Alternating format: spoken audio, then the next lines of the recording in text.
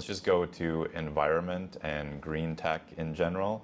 I know that your opponent, Chris Rogers, was very proud of getting all of the buildings in Santa Rosa, I believe, to be 100% run on green energy.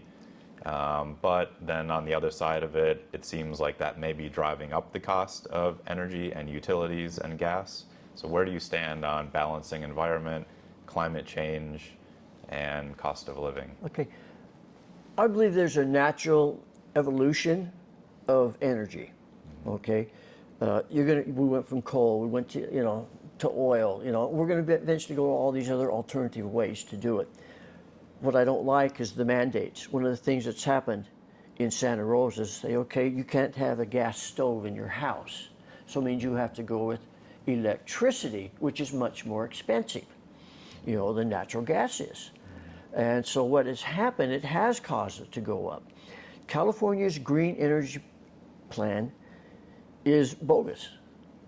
It is not effective. It's the most expensive plan in the nation. Wind power, I'm completely against wind turbines on the ocean. It was one main thing on my primary when we talked about it is I do not favor wind turbines on the ocean. You're putting these huge turbines out there, 25 miles out in the ocean, anchor them down to the bottom of the ocean with cables where there are consistent earthquakes, where we have tsunamis coming from Japan, or where there's earthquakes. Crescent City was destroyed by the earthquake in Alaska back in '64. Okay, what is that going to do to those? It's in the Pacific Flyway. So they're putting these alternative energy things like turbines in areas that are causing environmental damage, and we don't know what type. We don't know what's happening to the mammals out on the East Coast as far as the electrical impulses from the wind turbines out there, and they're not even way out in the ocean. Yeah, you're referring to the whales these here, they're going to put that were dying. Yeah, well, exactly. Yeah. And out here, this is where the migrating whales go right out here, but they want to put those out there. Okay, this is where the Pacific Flyway for all the birds that do it.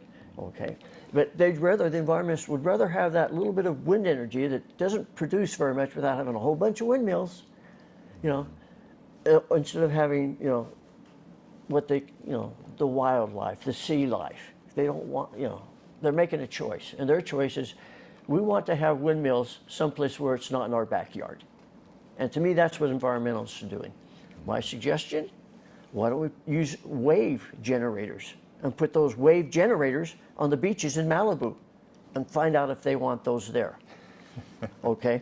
I do not believe it. It's raising up one of the problems also is we are not using hydroelectric enough. PG&E is shutting them all down in California. Why is that? Good question. The reason why... I like to learn from these too. Yeah. Because I don't know everything. One of the reasons is that hydroelectric power is not considered green energy in the state of California. We're looking at having, 70% of our power right now is coming from out of state from green energy. The power companies are required to do that. They're bringing in, wind power is the most expensive energy there is, solar's next. It's not cheap, okay? And so as we bring that in, it's going to take our prices higher because we don't have our own energy development here. And because we can't use that electric, the power coming out of Lake Shasta, Shasta Dam, Oroville Dam, some of these other places, it doesn't count unless it's a small generator. Okay, you can have a public one considered, if you have your own little bit of a, hydro generator, it's okay. But the big ones don't count. So PG&E has not been taking care of their generators. Okay, they have not taken the silt out from it all, and that's why you're having a lot of the problems when they're taking down the dams up in the Klamath River. All that silt that came back down in. Okay, that's because they weren't taking care of it like they're supposed to. We need to reorganize the Public Utilities Commission. They're appointed by the legislator and the governor. It's all on them. All these high prices is on the current legislature and the governor over the last 10, 15 years. They go in and they feel really good about themselves because they didn't give PG&E a 28% increase and only gave them a 17% increase. But the rest is coming later on because it is going to go up higher. You know, because I saw your opponent on his website. He was kind of putting some of the blame onto PG&E for these issues, saying that we need to hold PG&E accountable. So to ensure that California Public Utilities Commission starts advocating for the needs of North Coast working families, basically putting the onus on PG&E to make sure that their rates are low. Yeah, and the problem with that is the fact that their rates are high because of the people in the legislature. That's one of the reasons. Okay, the other reason, of course, is they have to keep replacing things that burn down, but yet the Public Utilities Commission did not enforce PG&E for the campfire. Bad equipment. They were supposed to replace that wire that sparked and caused the campfire. 4 years before that campfire, that was supposed to have been replaced, and they didn't do it. Okay, PG&E has some fault, absolutely, because instead of doing those repairs, they pass it on to their shareholders and to their CBOs.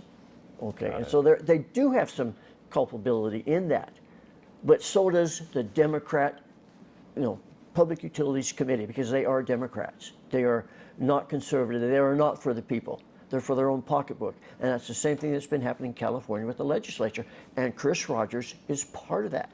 He is that group. He was an aide for Senator Mike McGuire, okay, who's the majority leader right now. He went from college to being an aide for Senator McGuire to the city council and runs a nonprofit for conservation.